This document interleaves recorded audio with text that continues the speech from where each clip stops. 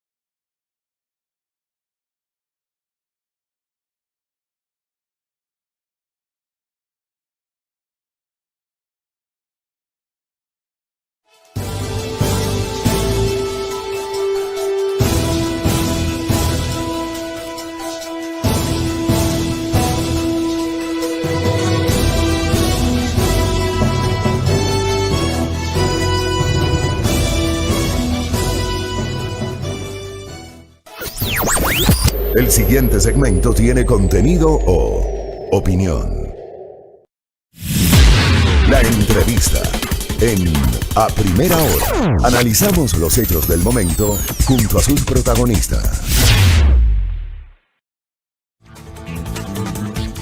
Muy bien, 8:05 de la mañana. Gracias por la sintonía, gracias por el aguante, gracias por el acolite de ustedes que siempre nos sintonizan, oyentes, televidentes, internautas. Dios les pague de verdad por sintonizar este espacio de noticias, por retroalimentarnos, por criticarnos. Es absolutamente legítimo y valioso que nos critiquen.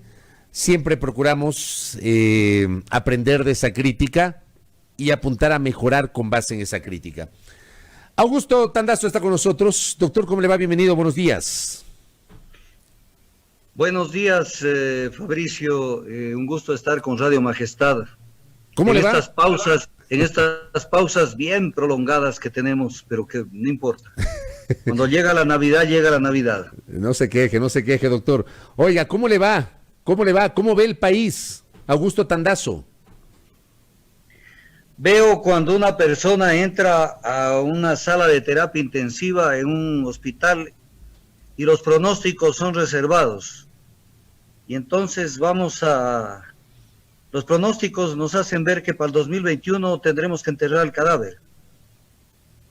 La economía la están destrozando, pero para el 2021 no habrá cómo recuperar esa economía.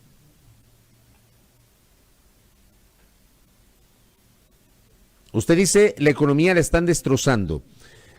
¿Cuáles son los elementos por los cuales advierte Augusto Tandazo que hay dificultades económicas? A ver, varios temas. El tema del seguro social no puede ser más gráfico. El seguro social funciona con un presupuesto de 430 millones de dólares mensuales. Y con ese presupuesto, a duras penas, paga pensionistas y jubilados, y algo de lo que les resta lo destina a salud para brindar una salud de mala calidad. De esos 430 millones de dólares mensuales, le acaban de sacar más o menos 70 millones de dólares al presupuesto del seguro con las 250 desafiliaciones que ya se han producido, no las que se van a producir, ya producidas. Las de la gente que perdió el empleo durante los últimos 3 meses. Sí, 250,000. Verónica Artola, declaraciones, Diario El Comercio, 7 de junio del 2020. 250,000 personas perdieron el empleo.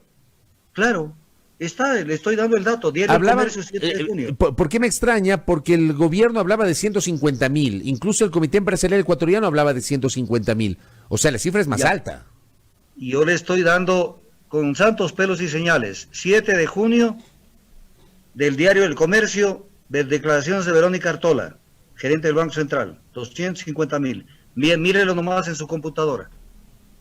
Pero tiene usted adicionalmente... Sí le creo, tranquilo. Son 250,000. Fíjese que el ministro del Trabajo inicialmente habló de 130.000, de ahí se derivó esta cifra. Pero Verónica Artola dice, no, si son 250.000 las desafiliaciones. Primera cuestión. Segunda, con la aplicación sanitario, el artículo 20 dice algo que es totalmente claro. El que no quiera ver, no va a poder ver. Dice que se reducirá la jornada hasta un 50% y que se pagarán los sueldos y salarios con base en la jornada reducida y que las aportaciones al Seguro Social se harán en base a la jornada reducida. Entonces, si ya el presidente inconstitucionalmente y legalmente ya se mandó el decreto con el cual reduce al 25% la jornada, pongámosle esa media, no tomemos el 50% para no ser exagerados. Pongámosle que el sector privado y el sector público van hacia el 25%. Eso supone 100 millones de dólares menos al Seguro Social. Y eso tomando la media, no la más extrema. Son 170 millones menos. Pero el ministro del Trabajo acaba de dictar el decreto, el acuerdo 124, donde establece ya un procedimiento orgánico sobre cómo proceder a la supresión de puestos en el sector público, porque no es que ahí se quedan. O sea, se viene una desbandada de gente del sector público, pero ahora sí en masa.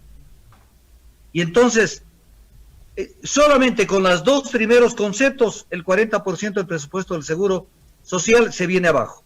¿Con qué van a pagar a los pensionistas y jubilados y con qué van a atender a la salud? Esto no es cuestión de alarmar a la ciudadanía, es nada más poner las cifras por delante. Mientras, mire cómo le engañan al país. ¿No es cierto? La reducción del endeudamiento del país tomará hasta el 2032. Diario El Comercio de ahora. Entonces es parte de la política de este gobierno. Pero hasta el 2021 suman la deuda inexplicablemente. Le voy a poner un ejemplo. Para volver al Seguro Social. Le deben 837 millones de dólares al Seguro Social.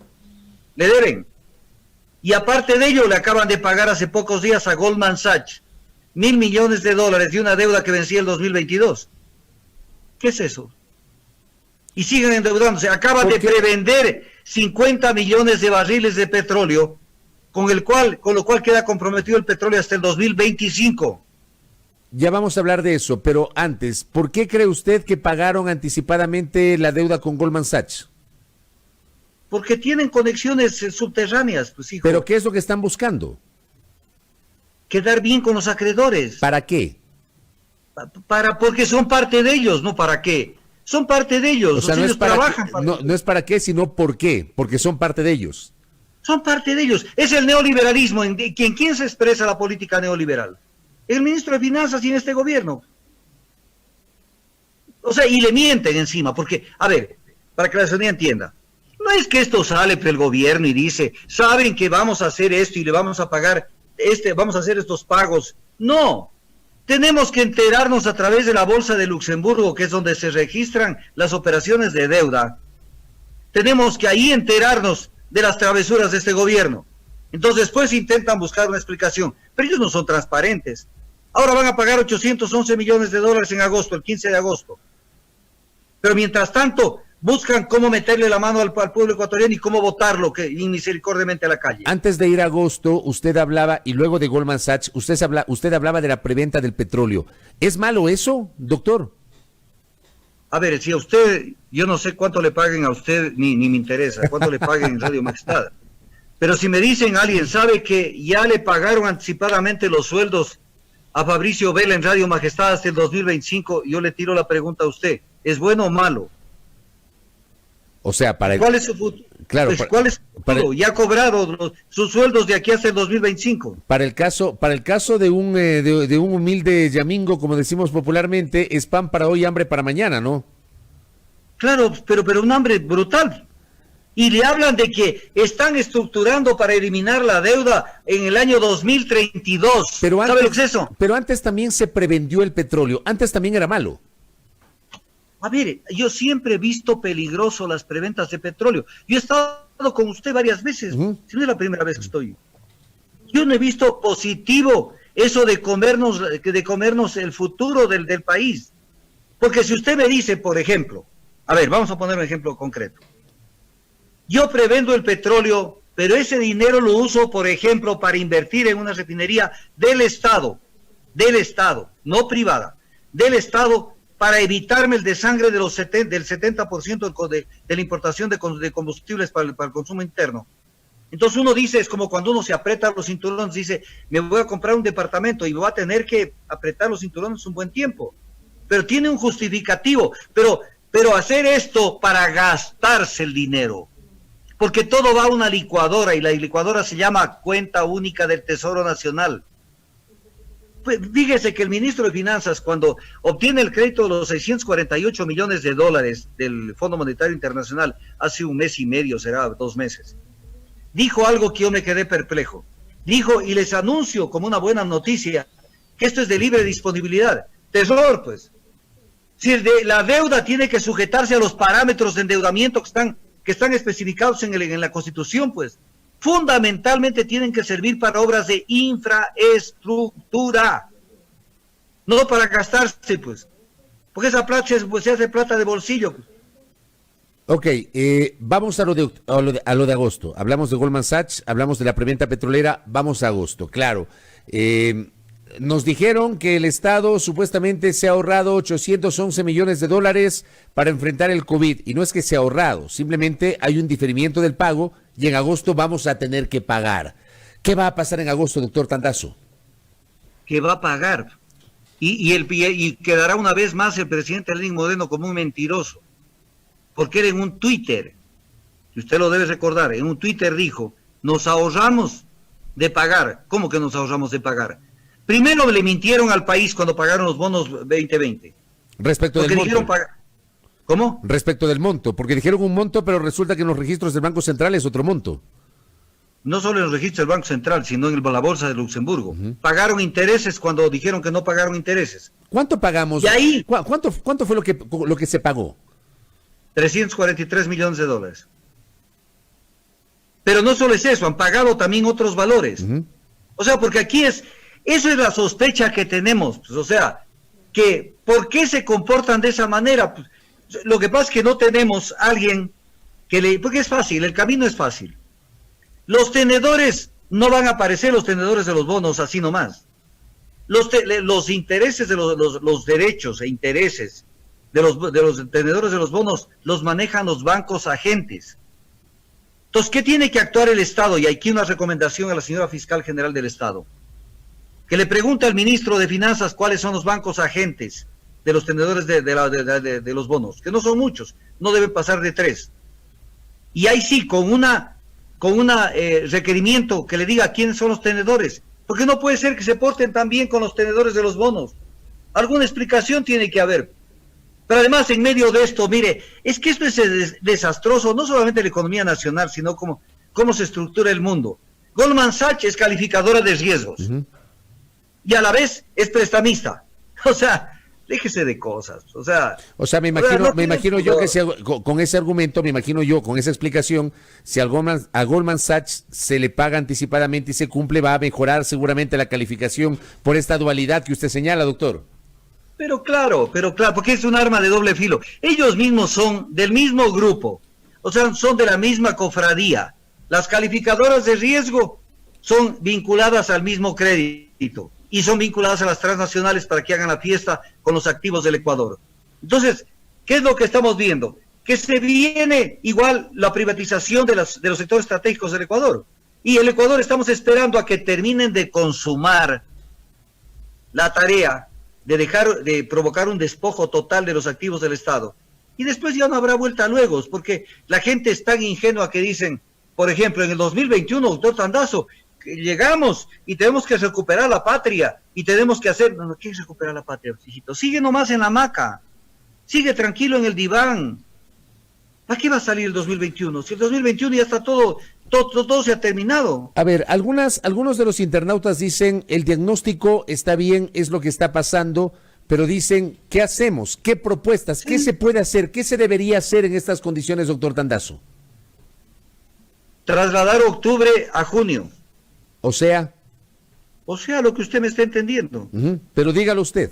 Yo sí lo entiendo, pero dígalo usted. que la gente tiene que salir a las calles, no hay otra salida. Cuando lo mataron a George Floyd en plena pandemia, ¿qué hizo la gente de Estados Unidos? Se quedó en las casas diciendo, ay, qué pena el atropello de los derechos humanos. ¿Usted cree que debería la ciudadanía movilizarse como lo hizo en octubre para rechazar la situación económica? Pero obvio, si en octubre se nos escapó el venado, porque la dirigencia indígena, yo no sabía que en octubre ellos ya habían mandado a comprar respiradores artificiales, estos que se usan en el COVID. Y es lo que llevaron a la reunión del 13 de octubre, del domingo 13 de octubre. Respiradores artificiales que le dieron al gobierno para que tenga vida para que nos termine de matar. Entonces ahora sí ya no podemos estar confiando en esos dirigentes, que ni se asomen en una próxima protesta, porque ellos se asoman para cambiar el curso de la acción. Pero usted no ve ninguna posibilidad en el escenario actual, no ve ninguna posibilidad de una rectificación o un cambio de dirección por parte del presidente Moreno en su política económica. Pero él está vendido su alma al diablo, Sisto. O sea, ¿cómo podemos crearle esa expectativa al pueblo? Le voy a poner un ejemplo. A ver, sencillito. Refinación de hidrocarburos. Está listo. Un día de esos usted y yo abrimos el Comercio, el Universo, o vemos Ecuavisa, los órganos oficiales del gobierno, y nos enteramos que ya se firmó el contrato de privatización de la refinación. Ya no solo el anuncio, sino ya se firmó el contrato. ¿Qué tienen contratado para que usted vea que están caminando? Tienen contratado con Dufan Phelps la valoración de los activos de Petroecuador. Ya está contratado. Tienen contratado con el consorcio Acurio la valoración de los activos menores. Tienen listo que sale de un día a otro la fusión de Petroecuador con Petroamazonas, con lo cual lo convierten a las dos empresas en una empresa mínima. Botan a la calle a la gente, pero fundamentalmente el objetivo es que los activos de Petroecuador y de Petroamazonas, los principales activos, van al sector privado transnacional. ¿Y qué estamos esperando? Que eso se dé, para decir, cierto ha sido. ¿Qué pasó cuando fue el feriado bancario con Aguad? La gente esperó hasta el último y después a llorar en la puerta de los bancos. ¿Alguien le resolvió el problema después del feriado bancario? Pero mire usted que en el año 99, le metieron la mano al bolsillo a la gente, vino el feriado bancario, luego vino el congelamiento de los depósitos, y resulta que el presidente de la República se quedó hasta la rebelión de los indígenas con los coroneles del ejército en enero del 2000, ¿no? Pero claro, porque hay un efecto así como hay la regresión en el río Coca, hay un efecto retardado. La gente no toma la decisión a tiempo. O sea, tenemos no solamente la pandemia de la calamidad pública, tenemos otro tipo de pandemias.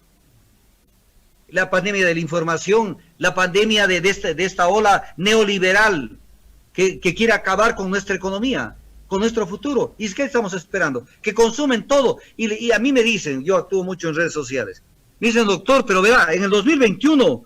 ahí tenemos que darle la vuelta a todo. No hay que, ya nos puede dar la vuelta. Ya está firmado contratos por 30 y 40 años. ¿De qué están hablando? Ya la CNT estará en manos privadas. ¿De qué están hablando?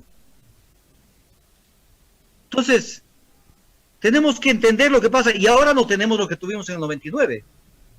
Que la gente tuvo la opción de salir a España y a otros países. Hoy con el COVID va a tener que ir con 2 pasaportes. Uno, el normal, y otro que no le van a dejar entrar porque le van a tener en cuarentena y le van a decir que 1001 pretextos para que usted no pise esos países. Hay una pregunta, porque va a venir una xenofobia enorme. Hay una pregunta recurrente que se hacen muchos ecuatorianos, que nos hacemos los ecuatorianos, y se la traslado al doctor Augusto Tandazo, que nos acompaña en esta mañana.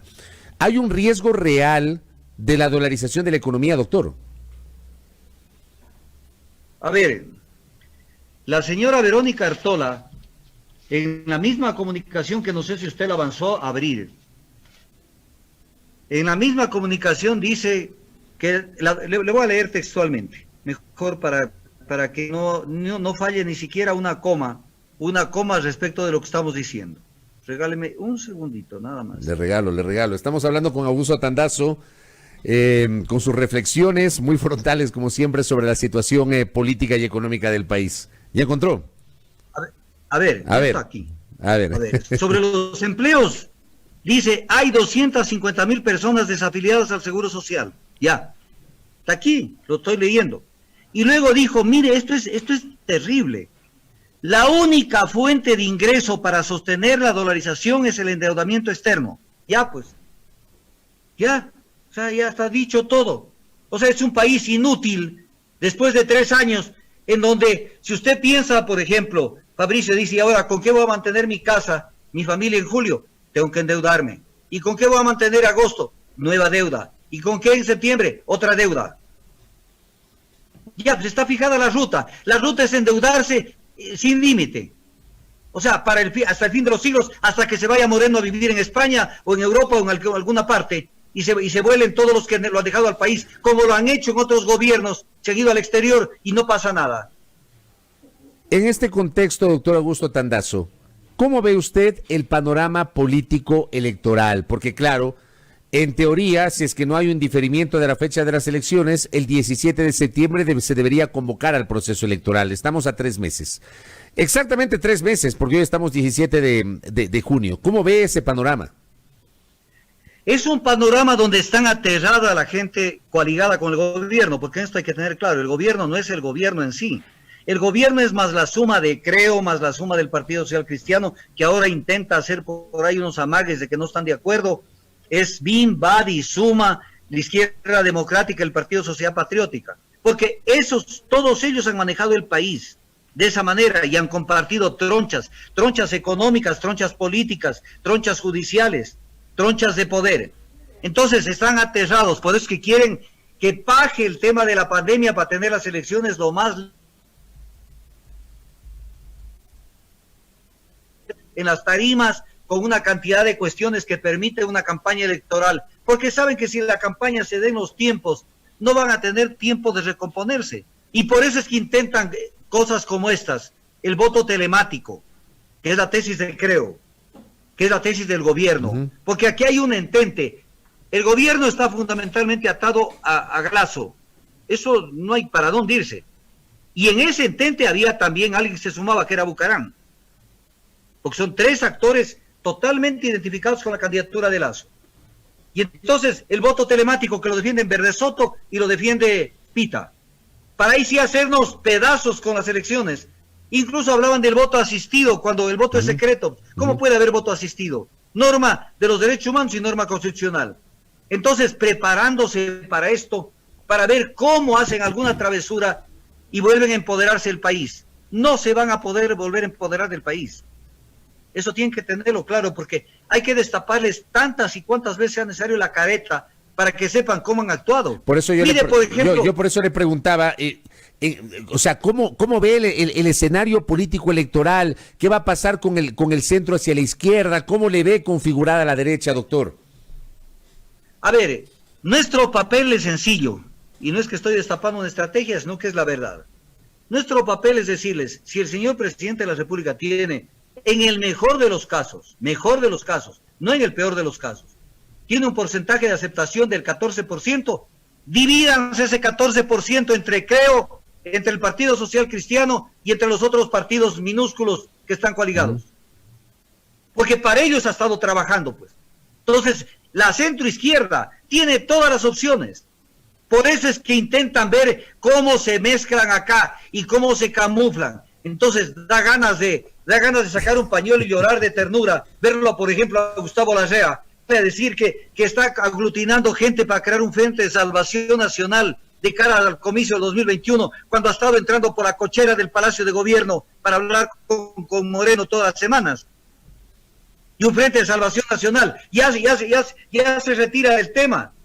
Y lo critica Moreno y dice que no ha tenido interés de su participación en el anterior gobierno. Pero sí lo sabías, ya no. Y después estuviste entrando por la cochera. Y incluso lo presionaron a Moreno para que lo único que se le ocurra decir es que hay que atacar al anterior gobierno, pero sin ver que tenía que enfrentar el reto de lo que se le venía, porque no hay que llorar sobre la leche derramada. Le voy a poner un ejemplo elemental. Armaron el alboroto con las 5 obras emblemáticas, que están mal, que están terriblemente, la cosa terrible, perfecto, pero hay que componer. El 5 de diciembre del 2018, verá, año y medio, ya las empresas contratadas para que hagan la evaluación de los 5 proyectos les entregaron los informes a este gobierno. Año y medio. ¿Qué han hecho para aplicar las recomendaciones fruto de las conclusiones de esos informes. Nada. Entonces, aquí, circo, 3 años. Y quieren seguir con circo 1 año más. Y con toda esta gente metida en este tema. Y un gobierno que Isabel Cabezas los retrató. Hace unos 10, 15 días los retrató de cuerpo entero. Primero dijo, nadie quiere estar del lado de quienes han asumido políticas antipopulares. Esto es gravísimo. Y luego dijo, esto es grave, Fabricio. Ninguno de los miembros del gabinete ministerial pertenecen a las filas de Alianza País. A ver, ¿usted se imagina que llegue un presidente demócrata en Estados Unidos o republicano, da lo mismo, y haga gobierno con los del partido opositor? O llegue un primer ministro laborista en el Reino Unido de la Gran Bretaña y haga gobierno con el Partido Conservador. O sea, pero también se entiende que... el Partido Socialista Obrero Español de España haga gobierno con el Partido Popular. O sea, lo que usted dice... Moreno es el referente de lo que no se puede hacer en política, lo que usted de la dice, falta de ética absoluta. Doctor, lo que usted dice tiene lógica en condiciones políticas normales, tiene lógica. El tema es que en el Ecuador, Alianza País, no sé cuál es su opinión, yo creo que Alianza País ya no existe. Alianza País es apenas un membrete. De hecho, el presidente Moreno es presidente de Alianza País, pero no hace ningún tipo de gestión con su propia organización política. Alianza País ya no existe en este momento. O sea, en la práctica no existe Alianza País. A ver, Fabricio, en la práctica, lastimosamente tengo que entrar en contradicción con usted. Existe. Tanto que con los 40 más o menos votos de Alianza País acaban de aprobar todo lo que aprobaron, la ley de apoyo humanitario, la de finanzas públicas, y le siguen dando gusto al gobierno. Entonces existen. Lo que pasa es que no tuvieron la dignidad de en su tiempo defender también su pellejo y decir no estamos de acuerdo. Pero mire, lo voy a retratar a Lazo. Cuando Roberto Gómez intenta hacer el juicio político a María Paula Romo por el tema de los helicópteros, Lazo dice lo siguiente, que no está de acuerdo con un comilitón de él, porque era del que le creo, era Roberto Gómez.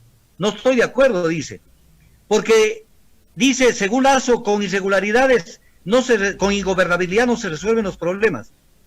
Debe existir estabilidad democrática. Y luego dice que esto hay que hacerlo, o sea, no el juicio político a Romo. Dice, para encontrar una salida al principal problema que tiene el país, que es la falta de empleo, lo que también genera inseguridad. Entonces, son tarea de mentirosos, pinochos por todo lado. No le dieron los votos al gobierno para que se apruebe esta ley de precarización laboral, para lanzar a la calle la desocupación. Ahora, habrá que ver cómo se comportan. Para generar empleo. A mí me parece, yo ubico 2 escenarios, doctor. El día de hoy, mañana jueves, la Asamblea va a conocer el veto parcial del Ejecutivo, el Pleno de la Asamblea a la mal llamada Ley de Apoyo Humanitario. Y digo mal llamada porque esa ley tiene ahí un poco de, digamos, de cuestiones muy discutibles en el ámbito laboral.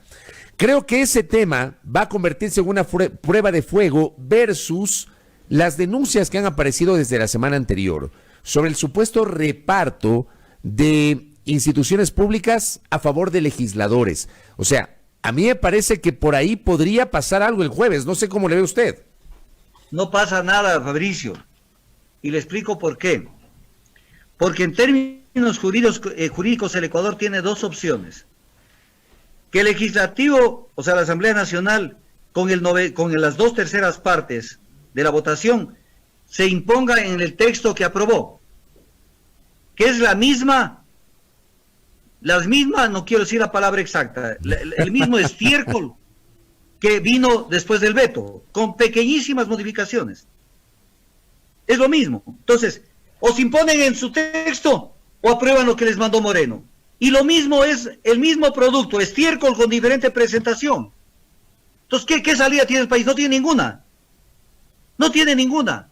Ya está hecho el tema de la reducción de la jornada. Está en el proyecto que salió de la Asamblea y está en el proyecto que volvió del presidente. El mismo texto en el tema de la reducción de horas, de salarios y de los aportes al seguro, por ponerle un ejemplo. Claro, ahí no hay nada que hacer. Ahí no hay nada que hacer. Pero además nada. Aquí hay una violación constitucional del presidente de la República brutal que no la están viendo. No la está viendo la gente. ¿Cuál es esa violación constitucional a plena luz del día? Que el presidente de la República, a ver, despacito, aquí lo voy a hacer despacito. Pero no se me demore mucho, que ya mismo terminamos. No se preocupe, yo en 5 segundos termino. A ver, dele. Verá, es una prerrogativa de la Asamblea Nacional, competencia exclusiva de la Asamblea Nacional, interpretar las leyes con carácter obligatorio. Sí, verá, escúcheme bien. La Asamblea, con motivo de lo que le envió el presidente, tramposa, y le toman el pelo, y como son pelos, perdóneme la palabra, se dejan tomar del pelo de lado y lado. Le mandó entre el proyecto inicial que mandó a la Asamblea, le dio que haga un interpretación artículo 169 para aplicar fuerza mayor y votar a la gente con este tema. Entonces, ok, le votó cuando pudo haber una interpretación por fuera del texto de la ley de apoyo humanitario, no dentro de la ley de apoyo humanitario. Nada más decirle, señores de la Asamblea Nacional, necesito que me interpreten el numeral 6 del artículo 169 de la Constitución, punto. Del Código del Trabajo, perdón. Que me interpreten. Perfecto. ¿Qué es lo que hizo la Asamblea? Aprueba dentro de la ley de apoyo humanitario la interpretación. Tenían que aprobarlo con una resolución aparte, porque eso no le pueden devolver al presidente para que él se vuelva a expresar. Y el presidente, cuando devuelve el veto parcial, modifica la interpretación realizada por la Asamblea Nacional. O sea, de una manera tramposa, asume el papel de intérprete de la ley el presidente al modificar y plantear un texto alternativo al numeral 6 del artículo 169 del Código del Trabajo. Violación constitucional, claro, a plena luz del día. Porque el presidente no tiene atribución de interpretar la ley, la Asamblea no tiene la atribución de interpretar la ley. Y encima en esta ley de apoyo humanitario, le quiero leer un pasapito chiquito. Vea lo que contiene la ley. Porque alguien me puede decir, de las múltiples cosas que tiene esta ley que ya va a ser aprobada y que no tienen por dónde irse, tiene una cosa que es terrible. Dice, mientras no excepcionales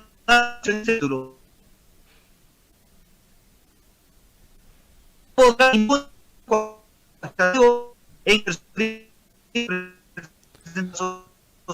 se me está quedando. Yo voy a interponer un recurso judicial o una medida o un recurso administrativo. No puede. Se me estaba quedando congelado. Algo pasó con el internet. Perdimos la conexión con el doctor Tandazo.